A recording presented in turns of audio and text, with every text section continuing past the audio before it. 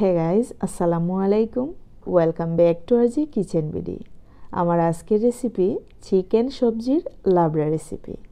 তাহলে চলুন রেসিপিটি দেখে নেওয়া যাক। আর হ্যাঁ, ভালো লাগলে সাবস্ক্রাইব করে আমার পাশেই থাকবেন। এইখানে আমি আস্ত একটি মুরগি কেটে নিলাম। তার ওজন ছিল 1 কেজি 200 গ্রাম। দেখতেই পাচ্ছেন, আমি সম্পূর্ণই ছোট ছোট টুকরো করে পরিষ্কার করে ধুয়ে নিয়েছি। এইখানে আছে প্রায় 4 ধরনের সবজি: শিমের বীজ, টমেটো, শালগম এবং আলু। আমি সবগুলাই ঠিক একই মাপে দিয়েছি, 1 কাপ করে। চেষ্টা করবেন অবশ্যই সবজিগুলা ঠিক একই মাপে দেওয়ার জন্য, তাহলে চিকেন লাবড়াটা দারুণ হবে। চুলায় একটি প্যান বসিয়ে দিয়ে দিচ্ছি পর্যাপ্ত পরিমাণে তেল। দিয়ে দিচ্ছি লবঙ্গ, দারুচিনি, এলাচ, আর দিয়ে দিচ্ছি 2-3টে তেজপাতা। দিয়ে দিচ্ছি রসুন কুচি। এখন 1 থেকে 2 মিনিট অবশ্যই রসুনকে ভেজে নিতে হবে। 1 থেকে 2 মিনিট ভেজে নেওয়ার পর দিয়ে দিচ্ছি পেঁয়াজ কুচি। পেঁয়াজ কুচি দেওয়ার পর আবারও 1 থেকে 1.5 মিনিট ভেজে নেব। আর তারপর দিয়ে দিচ্ছি চিকেন। তারপর চিকেনকেও 2 থেকে 3 মিনিট অবশ্যই হাই ফ্লেমে ভেজে নিতে হবে। দিয়ে দিচ্ছি আদা বাটা। এটা ডিপ ফ্রিজে ছিল, আমি দিয়ে দিলাম। দিয়ে দিচ্ছি 1 চামচ পরিমাণ জিরে গুঁড়ো, 1 চামচ পরিমাণ হলুদের গুঁড়ো, 1 চামচ পরিমাণ মরিচের গুঁড়ো, স্বাদ মতো লবণ।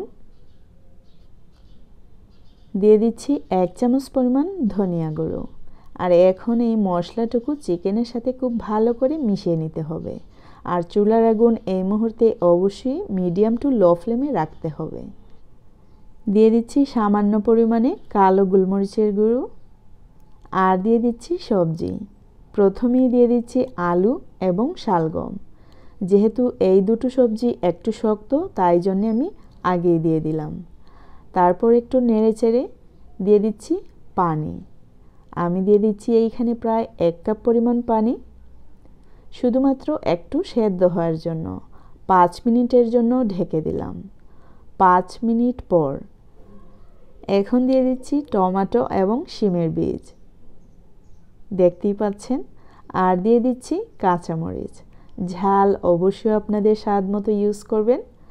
আর যখনই কোনো সবজি রান্না করতে যাবেন, যে সবজিটা একটু শক্ত, অবশ্যই ঠিক এই রকমভাবে আগে ইউজ করার চেষ্টা করবেন। দিয়ে দিচ্ছি পর্যাপ্ত পরিমাণে পানি। পানি অবশ্যই আপনাদের পরিমাণ মতো ইউজ করতে পারেন, তাতে কোনো প্রবলেম নেই। এখন একটু নেড়ে নিচ্ছি।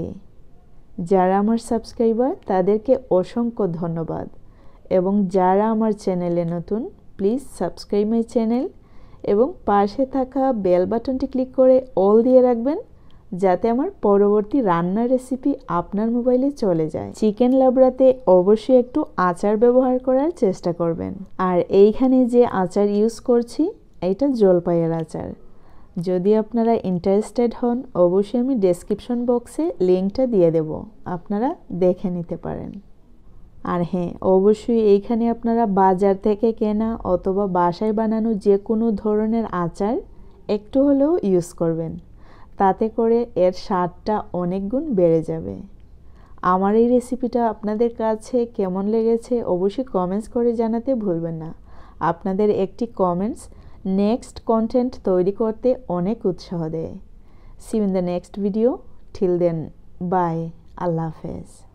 সবাই ভালো থাকবেন, সুস্থ থাকবেন।